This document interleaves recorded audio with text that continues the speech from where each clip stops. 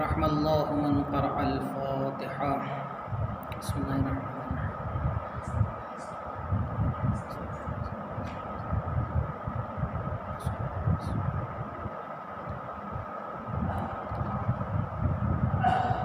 لا حول ولا قوة إلا بالله العلي العظيم.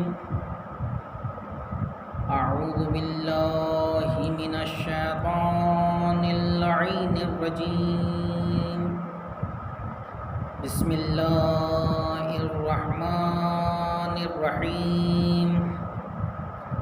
الحمد لله الذي لا يبلغ مدحته القائلون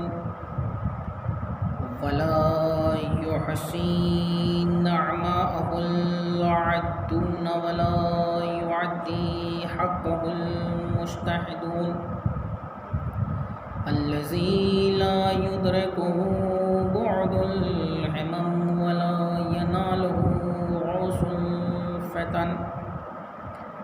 الذي ليس لصفته حد محدود ولا نعت موجود ولا وقت معدود ولا أجل ممدود. فطر الخلائق بقدرته ونشر الرياح برحمته وابتدى بالصخور ميدان عرضه. والصلاة والسلام على التحية والإكرام على النبي الأمي المكي المدني القرشي الحاشمي الأقطع الالتحامي السراج المضيء الكوكب الدري الوقار والسكينة المدفون بعرض المدينة العبد المؤيد المصطفى الأمجد المحمود الأحمد مولانا أبي القاسم محمد وعلى أهل بيته الطيبين الطاهرين المعصومين المنتخبين المنتجبين.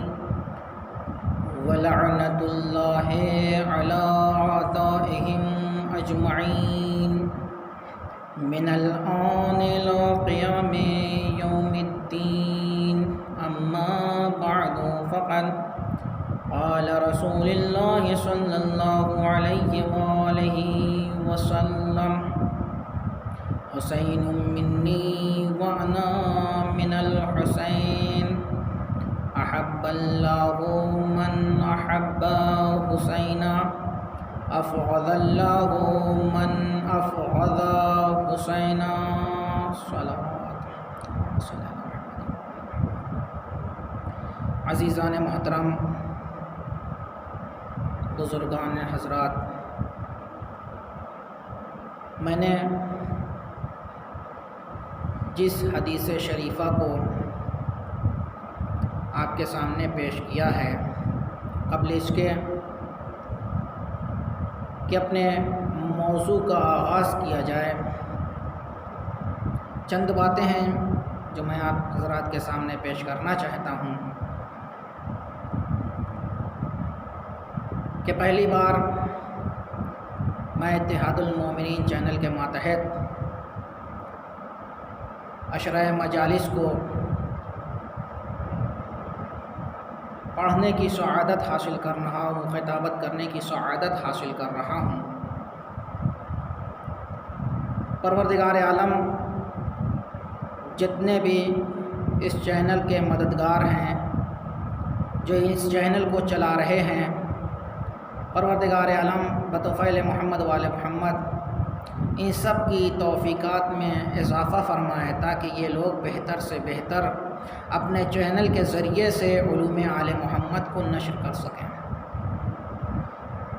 اور دوسری بات یہ ہے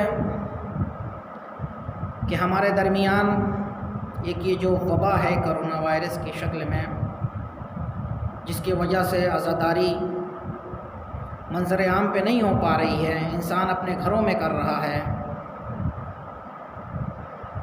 لہٰذا پروردگار عالم بطفیل محمد وال محمد اس بیماری کو، اس وبا کو ہمارے درمیان سے ختم کر دیں، تاکہ ہم عزاداری امام حسین علیہ السلام کو بہترین انداز میں اچھے طریقے سے عزاداری کو کر سکیں، کوئی کوتاہی نہ ہونے پائے۔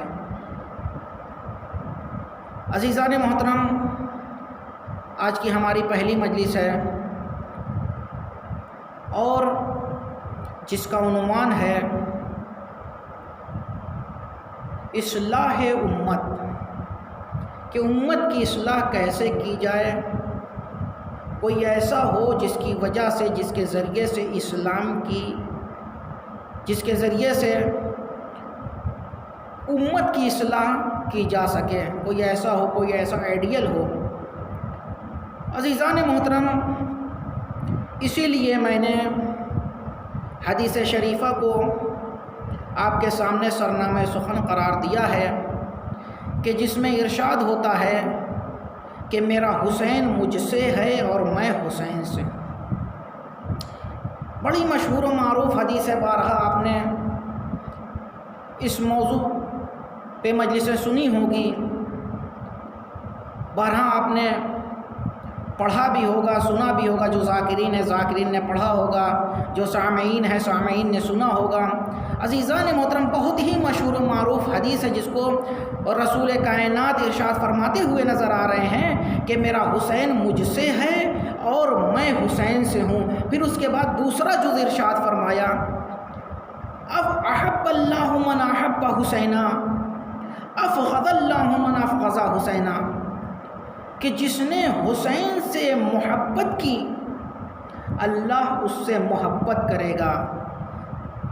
افغض اللہ من افغض حسینا، اور جس نے حسین سے دشمنی کی، حسین کو اپنا دشمن قرار دیا، تو پھر اللہ بھی اسے اپنا دشمن قرار دے گا۔ یہ وہ نبی ہے جو ما ینطق عن الہوی ان ہوا الا وحی یوحی کا شاہکار ہے۔ یہ کوئی بھی فعل اپنی مرضی سے انجام نہیں دیتا ہے، یہ وہی کرتا ہے جس میں مرضی پروردگار عالم شامل ہو۔ تو اب یہاں کے اوپر نبی کریم نے ارشاد فرمایا حسین منی وانا من الحسین، تو اپنی مرضی سے ارشاد نہیں فرمایا، بلکہ اس میں اللہ کی مرضی شامل ہے۔ اللہ چاہتا ہے کہ حسین کی فضیلت کو بیان کیا جائے، تو اب نبی کریم نے ارشاد فرمایا کہ میرا حسین مجھ سے ہے اور میں حسین سے ہوں۔ صرف یہی نہیں، بلکہ اور آگے بڑھ کر امام حسین علیہ السلام کی مدح کرتے ہوئے نظر آتے ہیں۔ یہ حسین بڑی عظمتوں کا مالک ہے۔ یہ حسین کون حسین کہ جو لامحدود مملکت نبوت کا وارث، کون حسین؟ وہ حسین کہ جو عدالت و شجاعت میں علی کا آئینہ دار قرار پایا۔ کون حسین؟ وہ حسین کہ جو جاہ و جلالت و رفعت و منزلت میں فاطمہ زہرا سلام اللہ علیہا کا ورثہ دار قرار پایا۔ کون حسین؟ وہ حسین کہ جس کی شہادت نے معنویت، روحانیت اور انسانی فضیلتوں کو زندگی عنایت فرمائی۔ عزیزان محترم، اب مجھے یہاں پر ٹھہر کر ایک جملہ کہہ لینے دیجئے کہ اگر امام حسین علیہ السلام اپنے 72 ساتھیوں کے ساتھ کربلا میں جا کر اپنی قربانی پیش نہ کرتے تو ہمارا وجود نہ ہوتا۔ اس کا مطلب یہ ہوا کہ جو آج ہم عزاداری سید الشہداء برپا کر رہے ہیں، یہ صدقہ امام حسین ہے، یہ برکت امام حسین علیہ السلام ہے کہ جو ہم آج یہاں پر گامزن ہیں اور بیٹھے ہوئے ہیں اور عزاداری کی نشر و اشاعت کرتے ہوئے نظر آ رہے ہیں۔ ایک صلوات پڑھ دیں محمد و آل محمد پر۔ توجہ ہے نا عزیزان محترم، یہ امام حسین علیہ السلام کی قربانی کا صدقہ ہے جو آج ہم یہاں پہ بیٹھے ہوئے ہیں اور ہمیں سید الشہداء منا رہے ہیں۔ یہ ہماری قوم ہے کہ جو اس درجے پر فائز ہے، جو اہل بیت کے کاموں کی نشر و اشاعت کرتی ہوئی نظر آ رہی ہے۔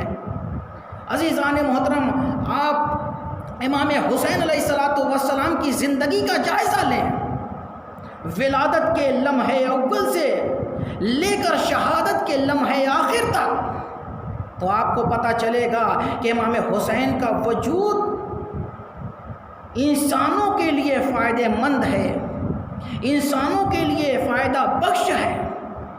آپ دیکھیں کہ جناب صدیقہ طاہرہ فاطمہ زہرا سلام اللہ علیہا کا وقت وضع حمل قریب ہے۔ امام حسین علیہ السلام دنیا میں تشریف لانے والے ہیں۔ اللہ نے جناب لعبہ جو کہ حور بہشت ہیں، اللہ نے ان کو جناب فاطمہ زہرا سلام اللہ علیہا کے گھر بھیجا تاکہ وہ جناب فاطمہ زہرا سلام اللہ علیہا کی خدمت کر سکیں۔ اور جب یہ جنت سے تشریف لائیں تو ان کی عظمت کیا تھی جنت میں، یہ کس درجے پر فائز تھیں۔ پروردگار عالم نے جناب لعبہ کو 70,000 قصر عنایت فرمایا، اور 70,000 قصر جواہرات سے، مختلف جواہرات سے مرصع تھے، یعنی مزین تھے۔ اللہ نے ان 70,000 قصروں کو جواہرات سے مزین فرما دیا تھا، آراستہ اور پیراستہ فرما دیا تھا۔ جناب لعبہ اس قصر کی مالکہ تھیں، اور صرف قصر کی مالکہ نہیں تھیں بلکہ پروردگار عالم نے ان کی خدمت کے لیے 70,000 حوران بہشت کو مقرر فرمایا تھا۔ اور صرف یہی نہیں بلکہ اللہ نے پھر آگے بڑھ کے ارشاد فرمایا اس احسن الخالقین نے کہ لعبہ وہ ہیں کہ جس کو ہم نے ایک خاص محل دیا ہے جنت کے اندر، جو جنت کے تمام قصروں سے بلند ہے، جو لعبہ سے مخصوص ہے۔ اور یہ لعبہ وہ ہیں کہ جنت میں رہتی ہیں اور جن کے چہرے کے نور کی وجہ سے جنت کے محل روشن و منور ہو جایا کرتے ہیں۔ اس درجے پر فائز ہے یہ لعبہ۔ اب اللہ نے اتنی بافضیلت خاتون کو صدیقہ طاہرہ فاطمہ الزہرا سلام اللہ علیہا کے گھر میں جب بھیجا ہے، اور جب آئی اپنا تعارف کرایا کہ اللہ نے مجھے کنیز بنا کر بھیجا ہے، میں آپ کی کنیز بن کر آئی ہوں، میں آپ کی خادمہ بن کر آئی ہوں۔ بتائیے اتنی فضیلت کی مالکہ، جنت میں رہنے والی خاتون قصر چھوڑ کر، جنت چھوڑ کر معصومہ کے در پہ آئی اور اپنا تعارف اس انداز میں کراتی ہیں کہ میں آپ کی خادمہ بن کر آئی ہوں، میں حسین کی دایا بن کر آئی ہوں۔ عزیزان محترم، جب ان کے خادمہ کی اتنی عظمت و بلندی ہے کہ جس کے لیے اللہ نے 70,000 قصر معین کیے، 70,000 خادمہ معین کی، تو اس فاطمہ الزہرا سلام اللہ علیہا کی قدر و منزلت خدا کے نزدیک کیا ہوگی؟ ایک صلوات پڑھ دے محمد و آل محمد پر، اللہم صلی علی محمد و آل محمد۔ جناب لعبہ ہیں، جب آ کے اپنا تعارف کراتی ہیں کہ اللہ نے مجھے جنت سے بھیجا ہے، میں آپ کی کنیز بن کر آئی ہوں، ایک مرتبہ جناب فاطمہ الزہرا پشو پیش ہو جاتی ہیں، تردد میں پڑ جاتی ہیں۔ کیوں؟ اس لیے کہ گھر میں کچھ بچھانے کے لیے نہیں ہے، گھر میں کچھ چیز نہیں ہے کہ جس کی وجہ سے کنیز خاص کی، اللہ کے کنیز خاص کی خدمت کر سکے۔ اب ادھر جناب فاطمہ فکر کرتی ہیں، ادھر جناب فاطمہ فکر کرتے، جناب فاطمہ کون ہیں؟ اللہ کی کنیز خاص ہیں، یعنی ادھر یہ دعا کے لیے ہاتھ اٹھاتی ہیں اور پروردگار عالم ان کی دعا ان کے ہاتھ اٹھانے سے پہلے ان کی دعاؤں کو مستجاب کر دیا کرتا ہے۔ اس درجے پر جناب فاطمہ الزہرا فائز ہیں۔ اب ادھر پسو پیش میں ہیں، تردد میں ہیں کہ کیسے مہمان نوازی کی جائے، تو اللہ نے ایک حور کو جناب فاطمہ الزہرا کے گھر بھیجا۔ کس طریقے سے؟ فرش دے کر بھیجا کہ جاؤ جناب فاطمہ زہرا سلام اللہ علیہا کے گھر۔ اور جب وہ حور بہشت فاطمہ زہرا کے گھر آتی ہے تو فرش کو گھر میں بچھاتی ہے، اور اب یہ لعبہ اپنے کنیزوں کے ساتھ اس فرش پر بیٹھ جاتی ہے۔ اب ادھر لعبہ ہے جو اپنے کنیزوں کے ساتھ بیٹھ چکی ہے، جناب فاطمہ الزہرا سلام اللہ علیہا ہیں کہ وقت حمل وضع قریب ہے، امام حسین علیہ السلام دنیا میں آنے والے ہیں، 3 شعبان ہے، جمعہ کا دن ہے، ٹھنڈی ٹھنڈی ہوائیں نصیب صبح چلتی ہوئی نظر آ رہی ہے، اور امام حسین علیہ السلام اسی اسنا میں دنیا میں تشریف لائے۔ عدیم المثال اور نور جمال اتنا زیادہ تھا جب اس دنیا میں تشریف لائے کہ ان کے نور منور کی وجہ سے، ان کے نور اقدس کی وجہ سے پورا عالم روشن ہو گیا۔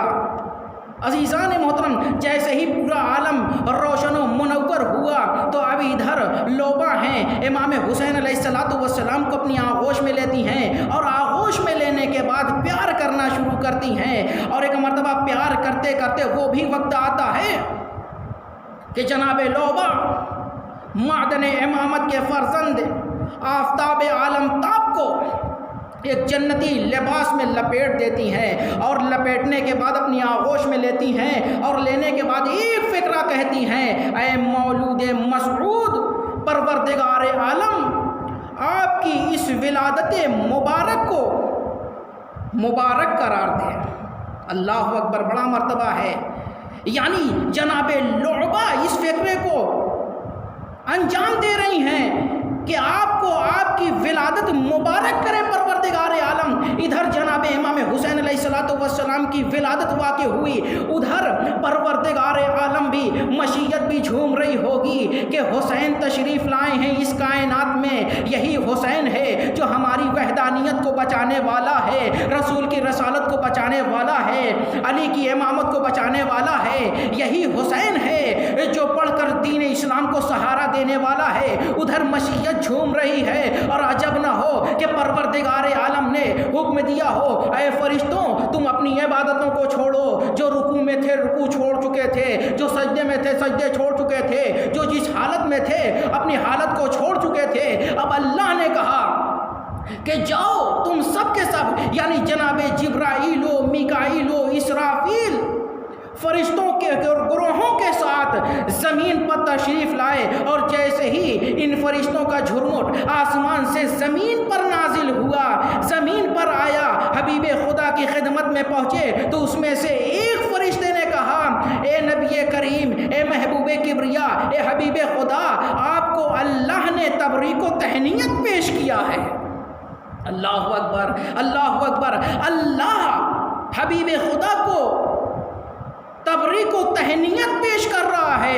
عزیزان محترم، بڑی بلندی ہے، بڑا وقار ہے۔ امام حسین علیہ السلام جب اس دنیا میں تشریف لائے تو صرف دنیا کے، صرف کائنات کے لیے، کائنات کے لوگوں کے لیے ان کا وجود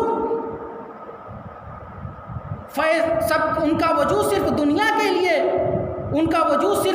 کے لیے فیض بخش نہیں تھا، بلکہ آسمانی مخلوق کے لیے بھی فیض تھا، اور زمین پر رہنے والے لوگوں کے لیے بھی فیضیاب تھا۔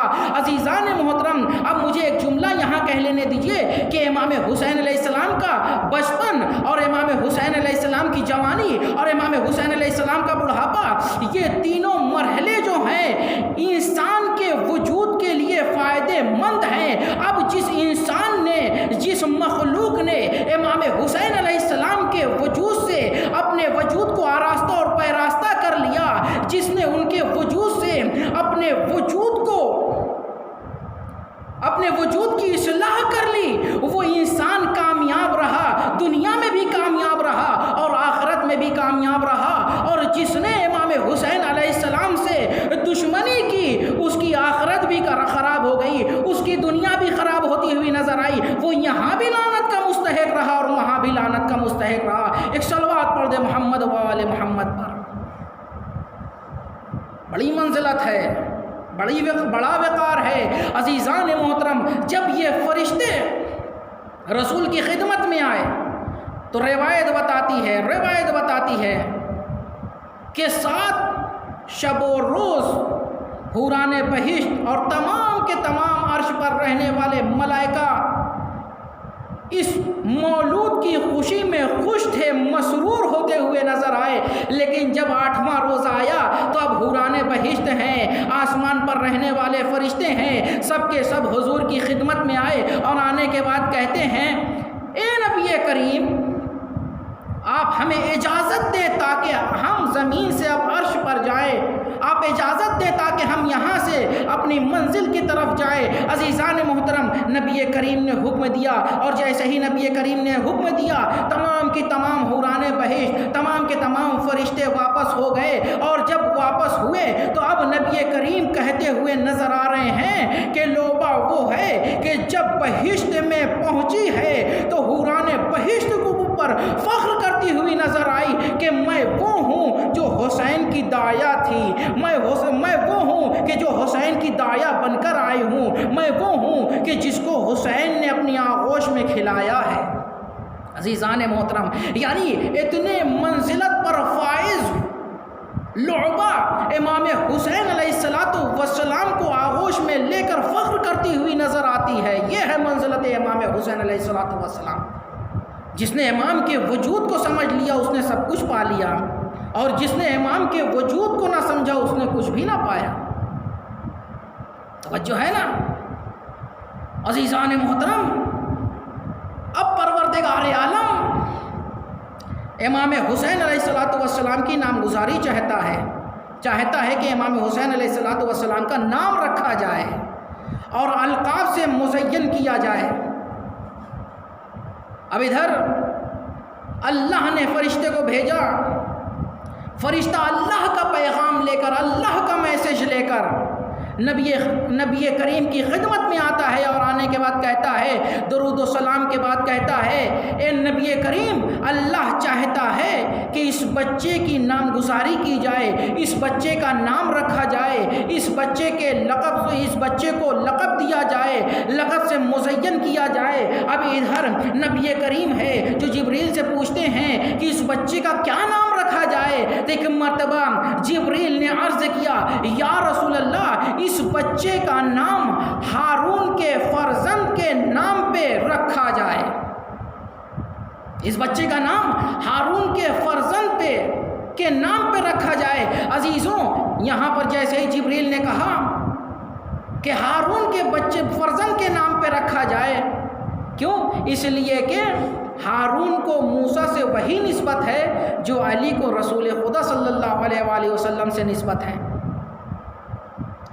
اب ادھر نبی کریم نے کہا کہ بچے کا کیا نام تھا، تو جبریل نے عرض کیا کہ بچے کا نام شبیر تھا، تو فوراً برجستہ نبی کریم نے یہ ارشاد فرمایا کہ یہ تو عبرانی زبان ہے۔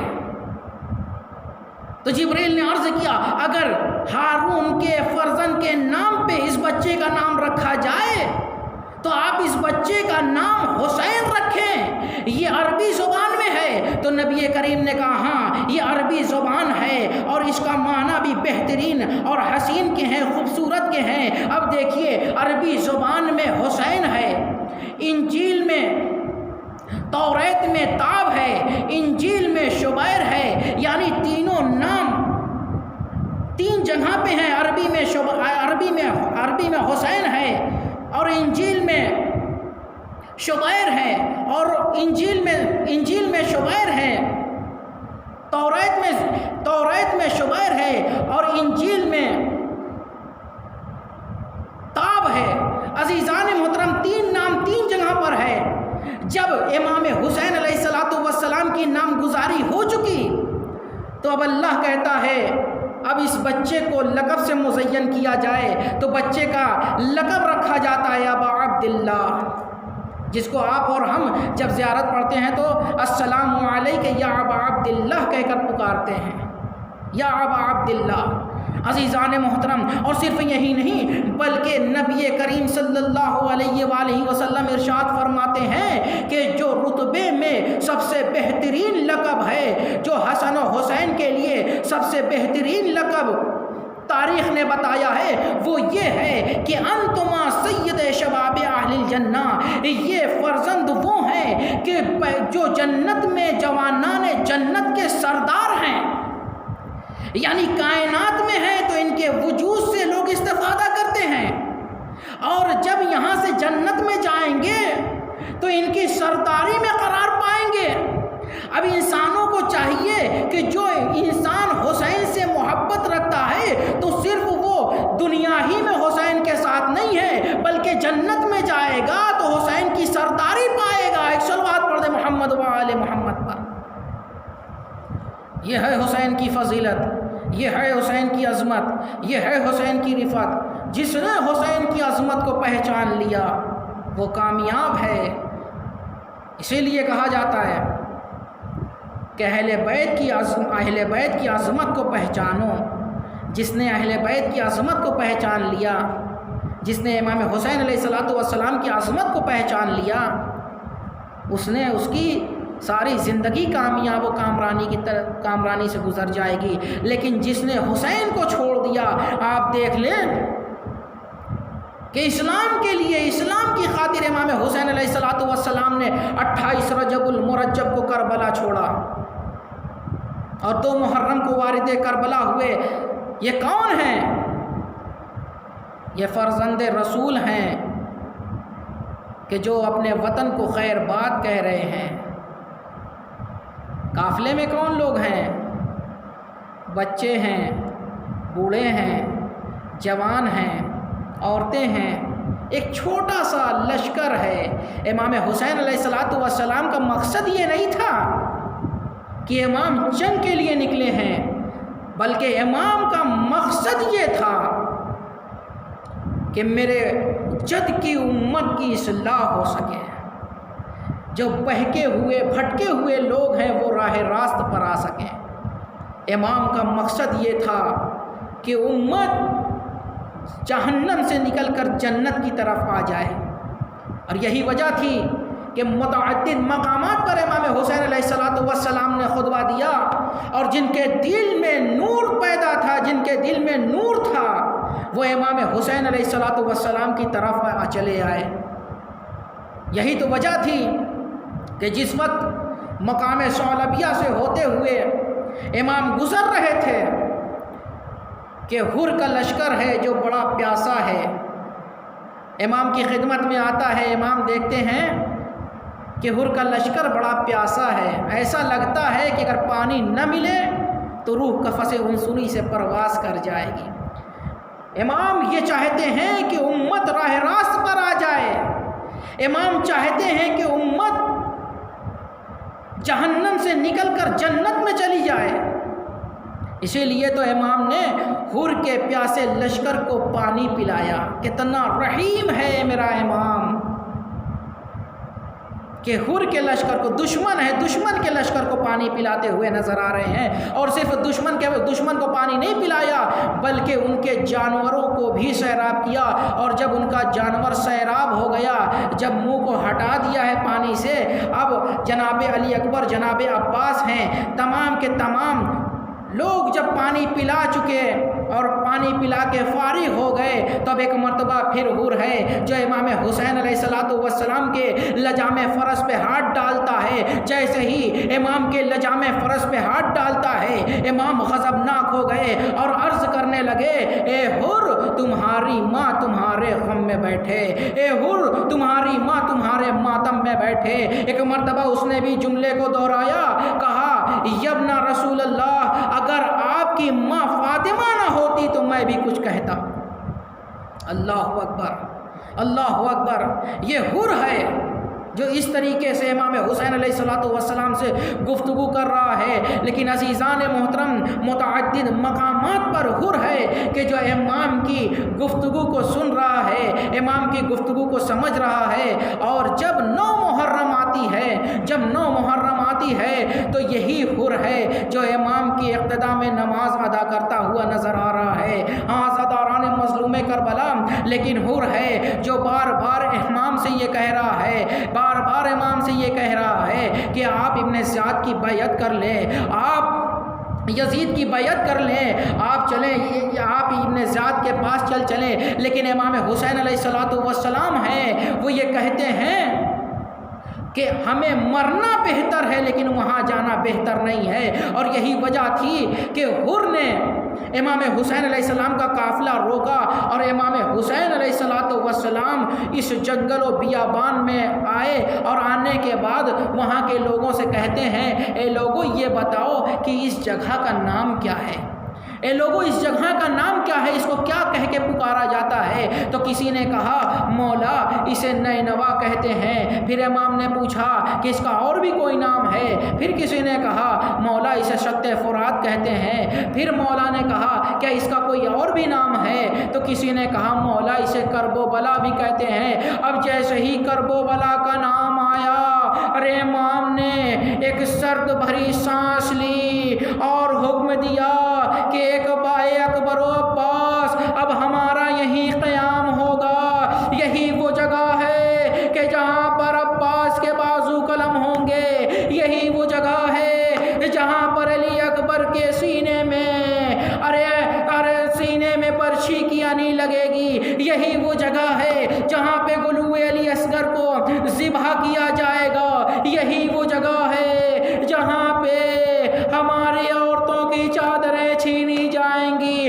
اجرکم علی اللہ، آزاداران مظلوم کربلا، ادھر خیمہ نصب ہوا، ارے بچے التش کی صدائیں بلند کر رہے ہیں، ادھر حر ہے، ارے خیام حسینی کے پیچھے آیا، آنے کے بعد جو کان لگا کے سنا تو آواز آئی التش التش، ہائے پیاس ہے جو مجھے مار ڈال رہی۔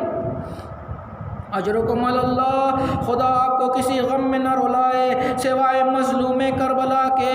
ہاں زاداروں وہ وقت بھی آیا کہ حر ہے، بڑا مضطرب ہے، پریشان ہے۔ ہاں زاداروں صبح نمودار ہوئی، جیسے ہی صبح نمودار ہوئی ایک مرتبہ حر نے اپنے بیٹے کو مخاطب کیا، اے میرے لال، ارے میرا آقا حسین اکیلا ہے، ارے اس کی کیا خطا ہے، اس کا کوئی جرم نہیں ہے، اسے بے خطا کربلا لے آیا ہوں۔ آزاداران مظلوم کربلا، حر بڑا پشیمان ہے، بڑا شرمندہ ہے۔ آزاداروں، حر نے اپنے بیٹے کو لیا، اپنے بھائی کو لیا، غلام کو لیا، ایک چھوٹا سا لشکر تیار کیا اور شرمندگی کے عالم میں اپنے ہاتھ کو بدھوایا، اپنے آنکھ پہ پٹی باندھی اور حسین کی جانب رخ کیا۔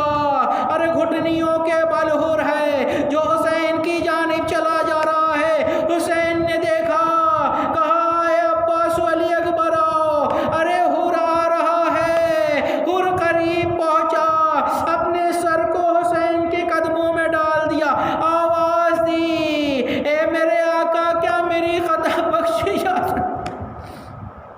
اجرکم علی اللہ، خدا کو کوئی غم نہ دے سوائے غم مظلوم کربلا کے۔ ہاں زاداروں، حر آیا، بڑا پشیمان ہے، بہت شرمندہ ہے۔ ایک مرتبہ جیسے ہی حر نے کہا اے مولا کیا میری غلطی معاف ہو سکتی ہے، حسین نے حر کو کلیجے سے لگا لیا، آواز دی اے حر، ارے میں نے معاف کیا، میرے خدا نے معاف کیا، لیکن حسین بڑا شرمندہ ہے، اس عالم غربت میں آئے ہو کہ حسین کے پاس مہمان نوازی کے لیے کچھ بھی نہیں ہے۔ ارے ایک مرتبہ حر تڑپ جاتا ہے، کہتا ہے مولا میں مہمان نوازی کے لیے نہیں بلکہ آپ کی طرف سے جنگ کرنا چاہتا ہوں۔ اجرکم علی اللہ، اجرکم علی اللہ، بڑا اصرار کیا حر نے۔ امام نے حر کے بیٹے کو مرنے کی اجازت دی۔ حر کا بیٹا جاتا ہے، ارے قتل گاہ میں جب جاتا ہے چاروں طرف سے فوجیں ہیں۔ ہاں زاداروں، ادھر حر کا بیٹا ہے جو وار پہ وار کرتا جا رہا ہے، لیکن کب تک لڑتا؟ ایک وقت وہ بھی آیا کہ زخموں سے چور، ارے زمین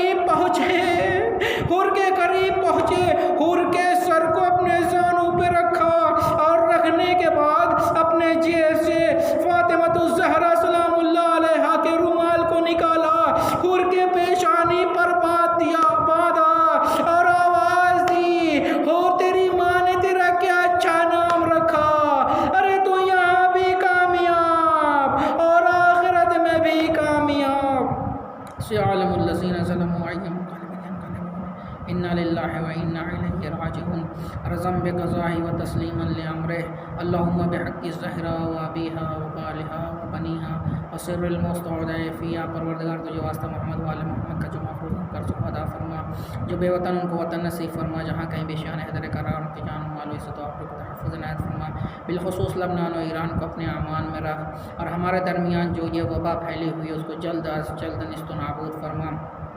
آخر میں ہمارے آخر حجت امام زمان علیہ الصلوۃ والسلام کے ظہور میں تعجیل عنایت فرما۔ ربنا تقبل منا انک انت السمیع العلیم وتب علینا انک انت التواب الرحیم۔